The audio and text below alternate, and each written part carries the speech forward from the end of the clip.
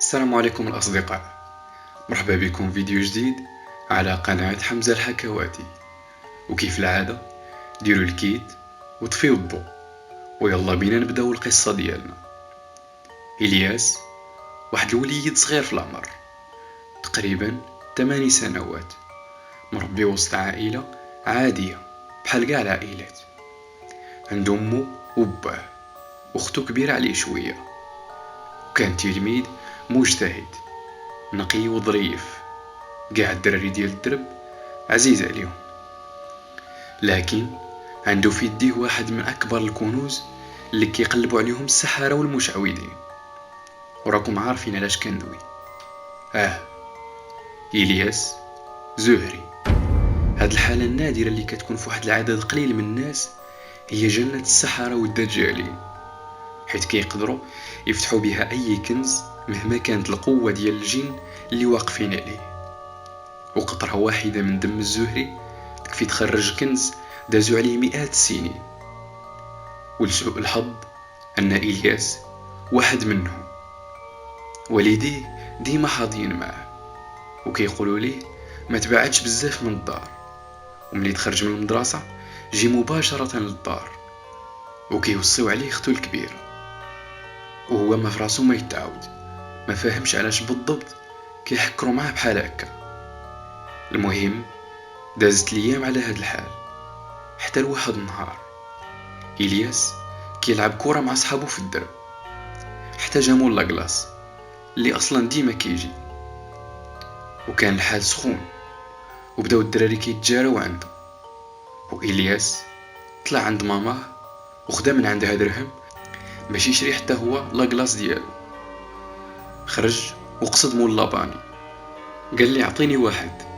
صوب ليه السيد وعطاه. وملي مد ليه إلياس الفلوس بان لداك خينا باللي الخط اللي في يديه دايز حتى للحد. هنا عرف بلي داك الوليد زهري، وبدا كيخطط ويخمم من ديك الساعة كي غادي يدير ليه يطيرو، خصوصا ملي بان ليه ظريف وكيسمع الهضره.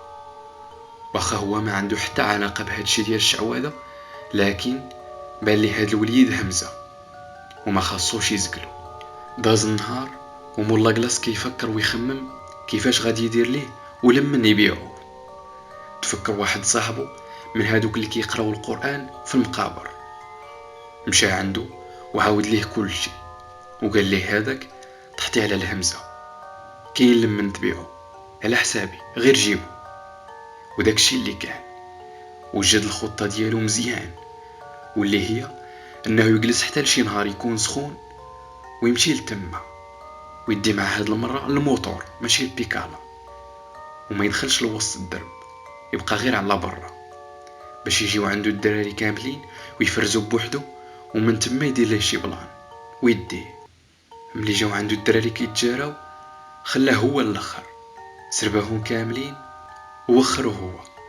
وملي وصلوا عطاه لاكلاص ديالو وقال لي راه عندي واحد الكرتونه في الدار غادي غير تخسر، يلاه معايا نعطيها لك وجيبها للدراري فرقها عليهم. الولد تيقو وركب معاه، ولسوء حظه ما كان معاه حتى شي واحد من صحابه. المهم وصلوا للدار ودخلوا، مشى للثلاجه جبد ليه قرعه ديال العصير، كب ليه منها شويه في واحد الكاس ولح ليه فانيده ديال النعاس بلا ما يشوفو، وعطاه ليه. قال ليه اشرب هذا بما وجدت لك الكرتونه. الدري بقى كيتسنى يعطيه الكرتونه اللي مولا كلاص اصلا داير راسو خدام كيوجد فيها وكيهضر معاه، حتى غيب إلياس. الخطه دازت كيف ما خطط لها. عيط لصاحبه مع من اتفق، قال ليه الامانه راها واجده. قال ليه الاخر صافي خليها عندك حتى الليل وهاني معاك. الناس ديال الدرب كلهم كيتجاراو. الدري غبر ليه الاثر وما موالفينهاش ليه. امو قربت تحماق، وخصوصا انها عارفه ولدها محطوطه عليه العين، ما خلاو فين قلب، وهو اصلا ما كيبعدش. حتى واحد ما داير فراسو باللي مولا كلاص هو اللي يقدر يديرها، لانه كيدوز تما ديما ومعروف عند الناس. المهم وصلت الليله ديال داك النهار، جا الفقيه عند صاحبه وداو الدري في واحد الطوموبيل وبقاو غاديين بيه حتى خرجوا من المدينه، وداوها لواحد الخلا، وتما لقاو شي ناس كيتسناوهم واللي ما عارف عليهم الخاطف والو. عطاوهم الدري واللي كان في حاله نفسيه مدمره، ومدوا ليهم الاخرين واحد القدر ديال الفلوس واللي كان 2 المليون. باعوا دري صغير وبريء ب2 المليون. هاد العمليه كلها من الاول حتى الاخر ما يقدر يديرها غير اللي قاطع يدو من يد الرحمن، واللي ما في قلبوش الرحمه ولا الشفقه. رجعوا في حالهم والدنيا مقلوبه على داك الدري. وصلت البوليس وبدات تقلاب في كل جهه، خصوصا بعد ما عرفوه انه زهري، وكيتسابقوا الزمن باش يلقاوه قبل ما طرا شي حاجه. الغد ليه رجع مولا كلاص لخدمته عادي بحال الا ما طرا والو. مشى لتما ولقى الناس ديال الدرب كلشي مشطون وحزين. دار راسو تفاجأ وبدا كيسول ويبحث حتى تاكد بلي حتى حد ما شاك فيه. عاد ارتاح. دازت الايام وعائلة الدري ربي اللي عالم بيهم، حتى لواحد النهار غيجي واحد الاتصال للبوليس فيه باللي لقاو واحد الجثة ديال دري صغير جنب واحد الواد.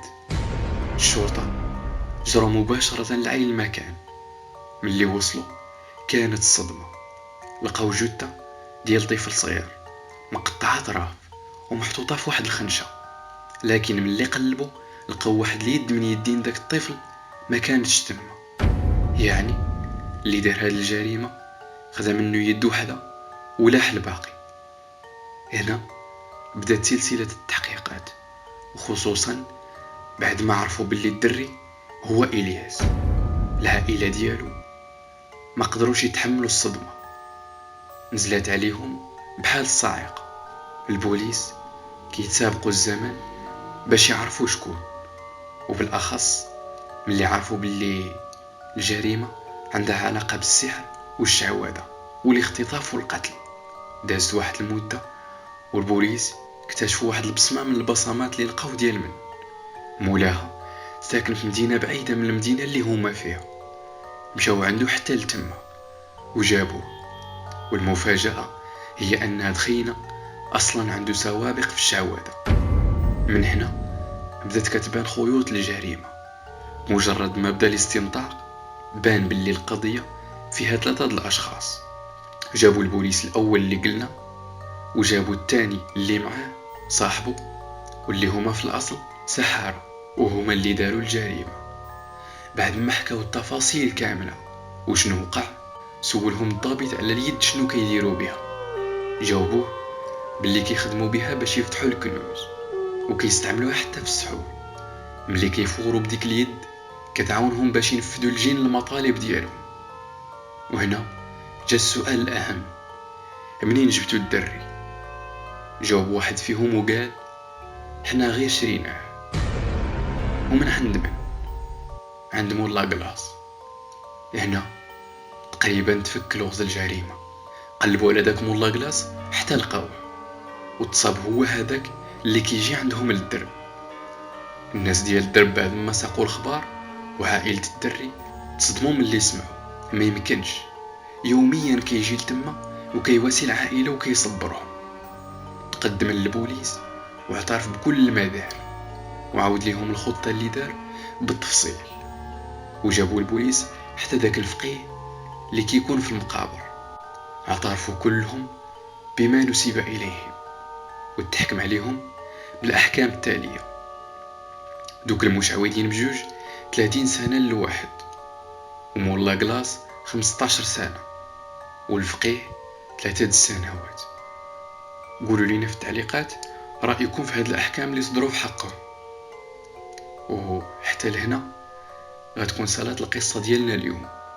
ما تنساوش تدعمونا بالاشتراك في القناة والإعجاب بالفيديو باش نستمروا في هذا النوع من القصص. والسلام عليكم ورحمة الله وبركاته.